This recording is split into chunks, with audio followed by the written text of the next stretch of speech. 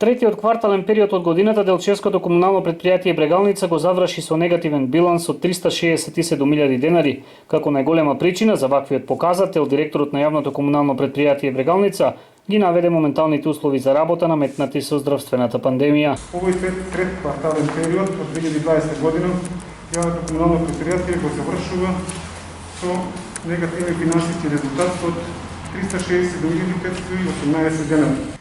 Ваквиот финансиски резултат е последица на две причини.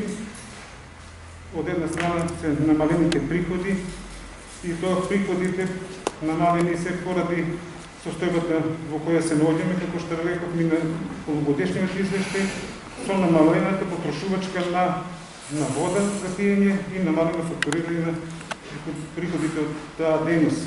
Вода, канализација и мал дел на смет, како и намалени приходи од полигон и пазарна такса. Поради порастот на минималната плата, предпријатието, како што дораде Стојковски, бележи изголемување на своите расходи, што исто така негативно се одразува на финансиската состојба на предпријатието. Изголемување на расходите пред се во делот на платата и тоа за 1.713.124 денари поради покачување пред се на минималната бруто плата, која предходната година беше околу 17.370 денари, сега е 21.776 денари на ист број на вработени.